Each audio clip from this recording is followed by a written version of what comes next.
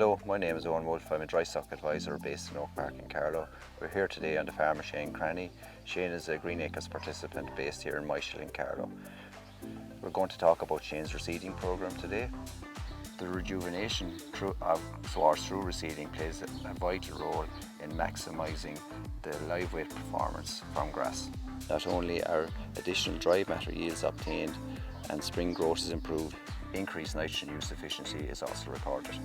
Here in Michael, County Carlow, Shane Cranny has reseeded 2 paddocks and plans to carry out further reseeding in the coming days. So Shane will give you a brief outline of his system and why he has chosen to reseed.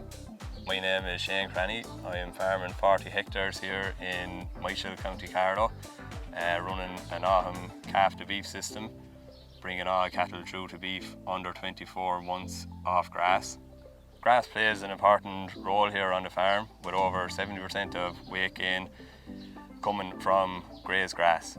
I've been measuring grass here for the last 2.5 years, so this has given me a good idea of paddocks which are performing well and paddocks that are performing not so well. The farm grew an average of 9 tonne per hectare over the last 2 years, with some of the poorest performing paddocks only growing half this amount. These paddocks have been identified for reseeding, and I will use perennial ryegrass and white clover mix in these. Reseeding is the final piece of the jigsaw here. I have a paddock system in place. I've corrected my soil fertility issues with applications of lime and P and K. But the one area where the farm has been lagging behind is spring growth. I plan to start grazing in late February, as grazed grass is the cheapest feed available to my cattle. The older paddocks with a lower percentage of perennial ryegrass have performed poorly in the spring and have failed to reach their targets. 6 weeks after sowing, I went with a Clover safe spray to control weeds and keep the clover in the sward. The Clover safe spray killed the docks and the chickweed, so now I'm just going to remove the soft weeds with the topper.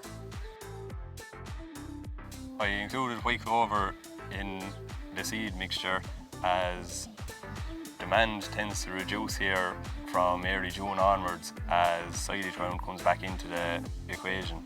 I'm hoping that with the white clover I'll be able to grow adequate amount of grass while also reducing my need for chemical fertiliser. Hello, I'm Sean Cummins. I'm an advisor on the Teagasc Greenacres calf to beef programme. When it comes to reseeding, the old adage of well sown is half grown. What we're trying to achieve is a fine firm seed bed to give our seed the best chance of germination. On the farm here, Shane has opted for 2 different methods of establishment. The first is ploughed hill sow. This was completed about 8 weeks ago. Shallow ploughing was used to retain nutrients within reach of the seedling root. The next method of reseeding undertaken will be in the form of disking, where sprayed off ground will receive at least 2 passes of disc harrow to create a fine and firm seed bed before the seed is set.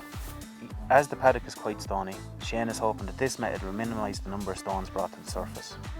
Prior to undertaking cultivation work, the ground is sprayed off to eliminate existing grass sward and any perennial reeds that may have been present.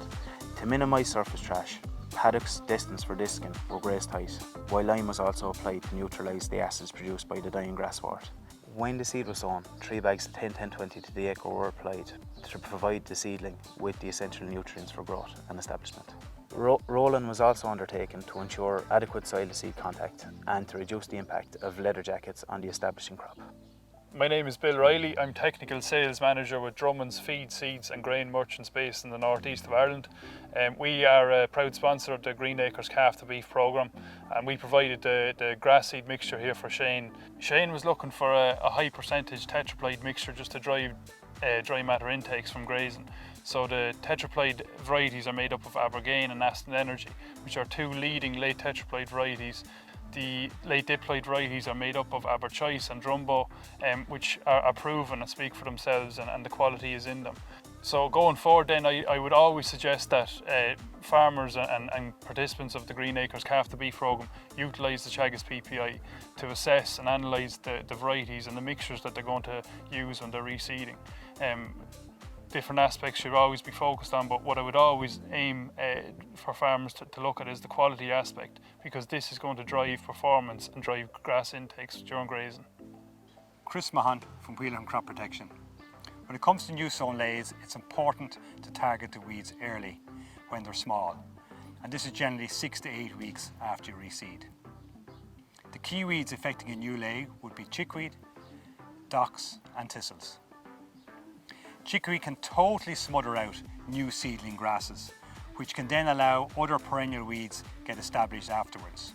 When it comes to docks, it's important to target them early when they're small because you get a total kill out of the plant, rather than waiting maybe 12 to 18 months down the road where it's much more difficult to kill them. Where clover is included in a sward, it's important to choose a clover safe spray. However, there may be situations where weeds have got large and established, and at that stage you may have to sacrifice the clover, kill out the weeds and incorporate it again at a later stage.